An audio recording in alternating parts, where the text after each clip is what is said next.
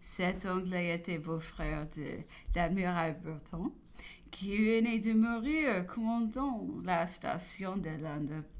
Cette circonstance pouvait lui donner quelques rapports directs avec les ministres à son arrivée en Angleterre. Il pouvait avoir été choisi pour l'amiral pour y rendre bien des choses qui nous concernant.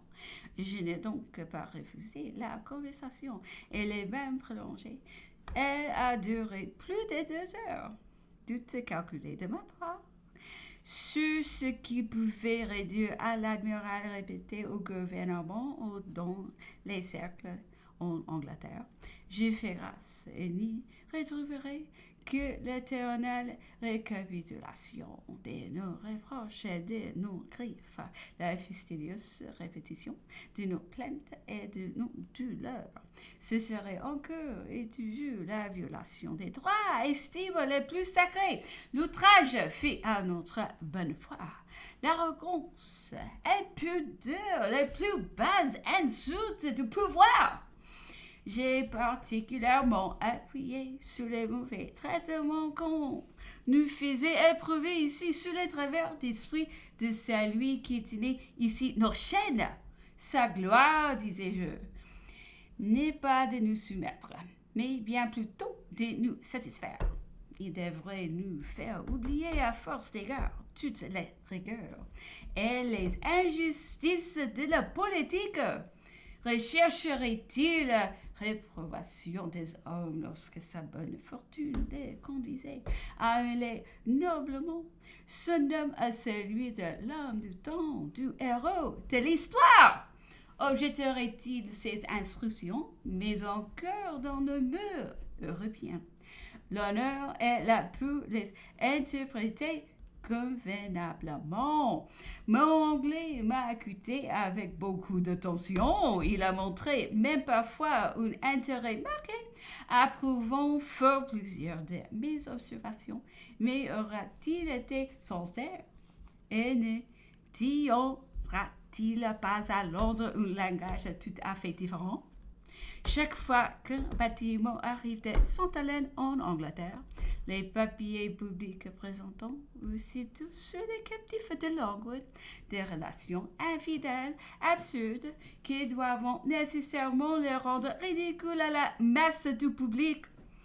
Comme nous en exprimions ici avec amertume des Anglais honnêtes et distingués, nous dirons: ne vous méprenez pas, ces injures ne viennent pas sans doute de nos compatriotes que vous visitons ici, mais bien de nos ministres à Londres, car vous essayez à la violence du pouvoir. L'administration qui nous gouverne aujourd'hui joint toute la petitesse des intrigues les plus basses et les plus viles.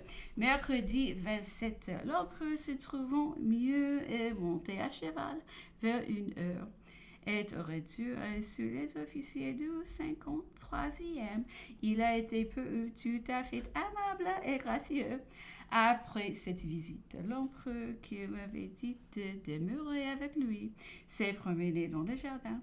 Elle lui a rendu compte de ma conversation de la veille avec l'Anglais qui était venu me faire visite. De là, ces questions se sont portées sur l'immigration, Londres et les Anglais. Je lui disais que l'immigration n'aimait pas les Anglais, mais qu'il y avait peu d'immigrés que nous se fussons attachés à quelques Anglais. Que les Anglais n'aimaient point l'immigration, mais qu'il y avait peu de familles anglaises que nous ont adopté quelques Français. Ce devait être là toute la clef des sentiments et des rapports souvent contradictoires qu'on rencontre d'ordinaire sur cet objet. Compte bien que nous avions fait surtout la classe mitoyenne, qui est celle qui caractérise toujours un peuple. Il était au-delà de toute expression et nous en dette envers elle d'une véritable reconnaissance. Il est difficile d'énumérer les bienfaits particuliers, les institutions bienveillantes, les mesures charitables employées vis-à-vis de nous. Ce sont les particuliers que, par leur exemple, ont amené le gouvernement des sécures régulières et confoires. Je ne me mis pas plus en règle vis-à-vis de la police et il ne m'arriva jamais rien. Lorsque je fus présenté à la cour de votre majesté, les immigrés qui étaient dans le même cas que moi firent lever leur surveillance qui était de 10 ans. Moi, je me promis bien de laisser finir la mienne de sa belle mort. Invité au nom de votre majesté à une fête qu'elle donnait à Fontainebleau, j'ai trouvé plaisant d'aller à la police demander un passeport. On convint qu'il m'était régulièrement nécessaire, mais on me le refusa pour ne pas rendre, dit-on, l'administration ridicule plus tard. Devenu chérien de votre majesté, j'eus à faire un voyage privé, et pour cette fois, ils me franchiront pour toujours, et en riant de toute formalité future. Au recours de votre majesté, en 1815, voulant rendre service à quelques immigrés qui étaient revenus avec le roi, j'ai pu à la police. J'étais un conseiller d'État. Tous les registres me feront ouverts. Après l'article de mes amis, je fus curieux de connaître le mien. J'ai appris que j'ai de là lui demander pourquoi il ne m'arrêtait pas. Celui-ci répondit que je ne faisais aucun mal.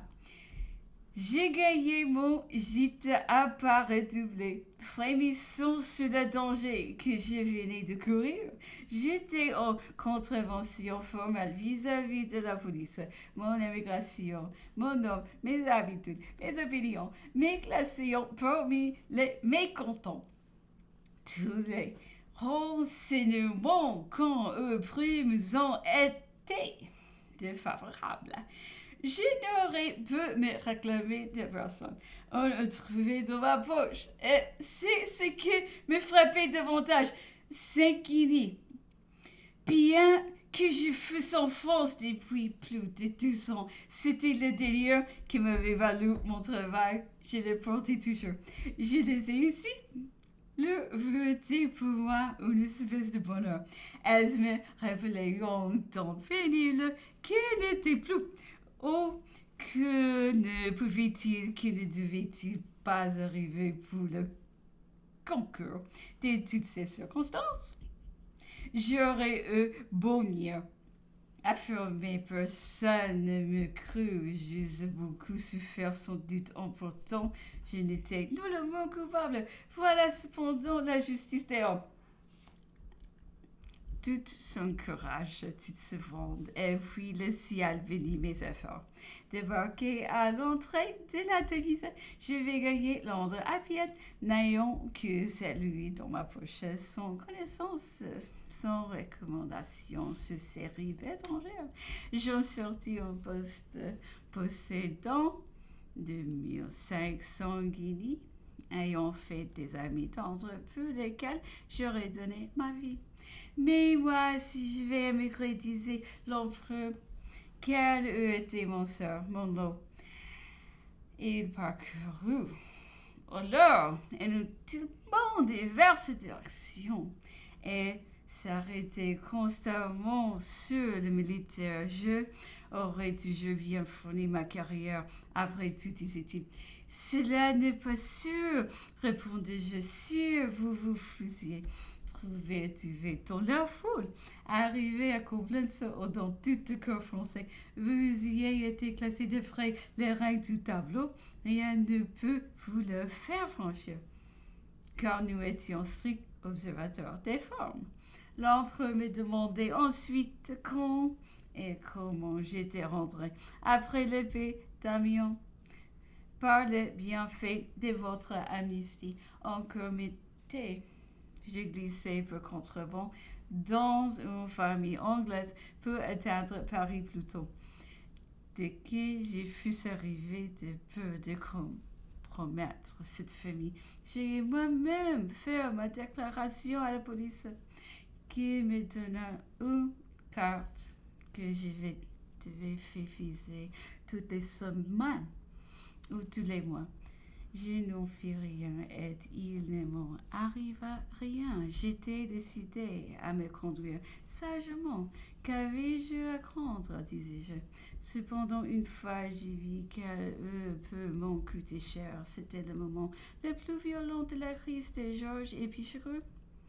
D'ordinaire, je passais mes soirées dans des sociétés intimes dans ma propre maison. Je ne sortais presque jamais. Mais ici, conduit par la fatalité, peut-être par le vif intérêt, que je prenais les choses du jeu. Je m'égarais un soir assez tard dans le faubourg Saint-Germain. J'ai manqué le passage du pont Louis XV que je connaissais si bien, et allais déboucher sur le boulevard des Invalides, sans plus savoir où je me trouvais. Les postes étaient doublés partout et multipliés. Je demandais ma route à une sentinelle.